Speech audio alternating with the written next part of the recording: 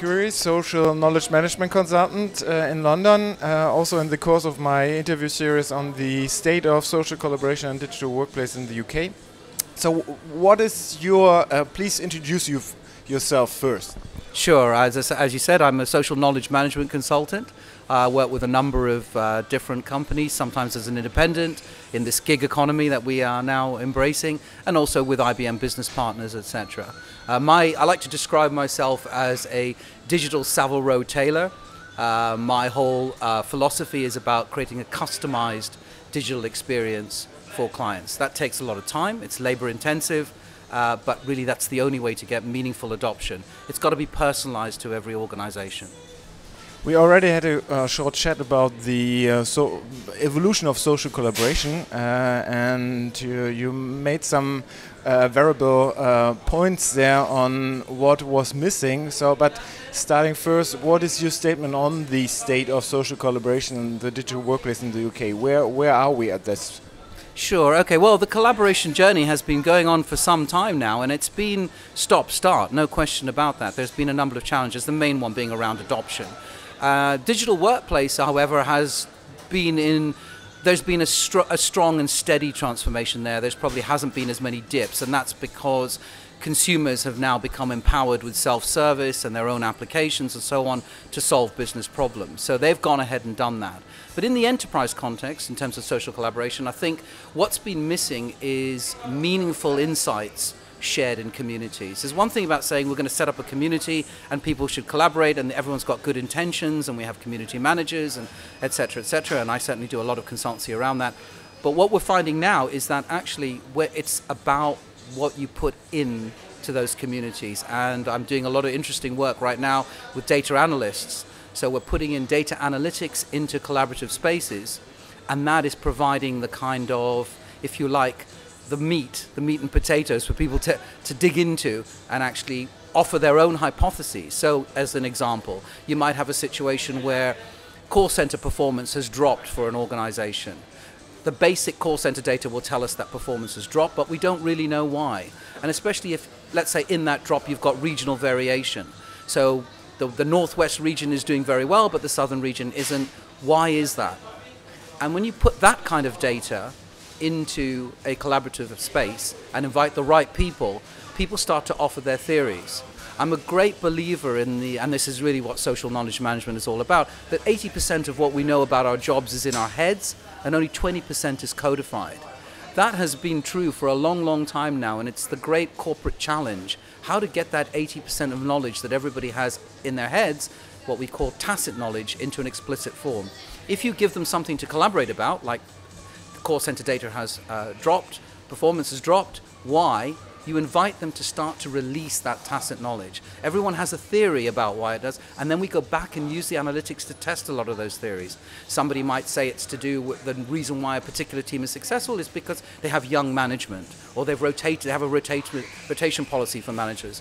Another person might say, actually we found the complexion, the gender mix is different within an organization. So we can use data analytics to test those hypotheses, but it's that marriage. We want people to offer the theories, and then we want to use the data analytics to actually verify them. And that actually, interestingly, when you offer one hypothesis and we test it, it produces a whole series of different insights when you apply it to data analytics, which you then share back in the community. And so you've got this virtuous circle, and suddenly collaboration is happening, and happening in a way that you're not seeing on an individual employee level, which is kind of what's happening in digital workplace transformation. In the past we had business analysts for finding out where the problems are within our processes, and we had knowledge managers in consolidating all the data and knowledge within the companies. So are the cognitive systems taking over now these two jobs? That's a brilliant question, Bjorn, and you certainly know your stuff. So, absolutely. What the world you described in the past is exactly what's happened. You've had your business analysts, which is your Cognos and so on, data analytics, which are really about raw business data. They tell you what's happened, but they don't tell you the why. And then you've had the knowledge management, traditional knowledge management, which has had a bad reputation because it's been largely unsuccessful, because it's about the small 20% of explicit knowledge that has been stored in repositories that nobody can find and so on. And you're absolutely right. This is the kind of exciting moment where these two things are coming together, and we're not looking only at basic business data, we're also extending that now to people data. And when you look at people data, you look beyond the traditional data sources. You're now looking at social media, you're now looking at your own individual digital footprint. You know, the Microsoft acquisition of LinkedIn tells you already, you know, that human capital, the people data, if you like, is where the future lies now. That's the exciting stuff. That's where the interactions are really happening and the insights can be gleaned. So you're saying that actually, because we're always talking about that we have to have more engagement of the employee within the social collaboration space, and you're saying that the data analysts, the new data analysts, are the new engagement manager? I love that, yeah. I think actually everybody now in the new organization is the engagement manager, right? If you think about where are the areas where you genuinely collaborate as an individual, forget about which digital incarnation you're in, whether you're an incarnation as citizen, consumer, employee, think about the areas where you actually do participate, you know, maybe a WhatsApp group or something that really engages you, right? It's because the group that's come together and the thing that they're talking about, right, is genuinely meaningful to you and you've got something to contribute. Just assuming that people will engage is what has been the problem to date. So yes, the data analysts are engagement officers, but so are the people who manage the communities, right? It's for everybody to say and have a culture, and that's probably the biggest challenge. You know, I know people in your organization are dealing with that already, the whole culture shift, to get away from this, you know, idea of somebody is responsible for it and somebody knows the answer. If you look at most social collaborative networks, there isn't really anybody there isn't a hierarchy.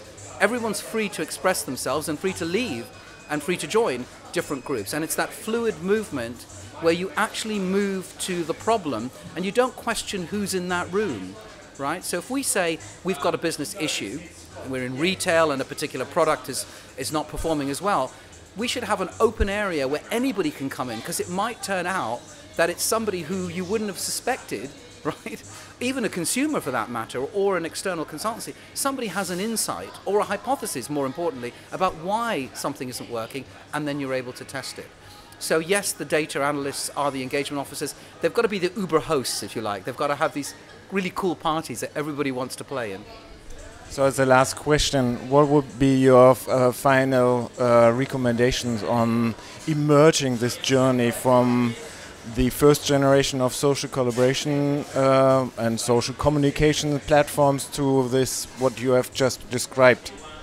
Yeah, I think, you know, consultants are dangerous animals as well, because people expect us to have magic formulas, and that's the last thing I do. Hence, I go for the digital tailor approach. Let me sit and work with you and figure out what suits and styles are going to work for your organization, your culture.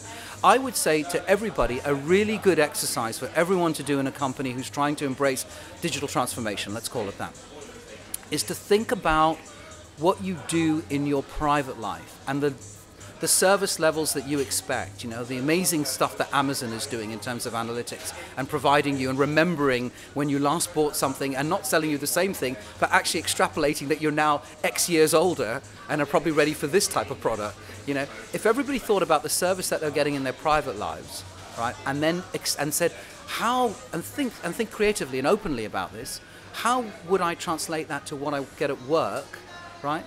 You know, you think about booking a holiday time at work.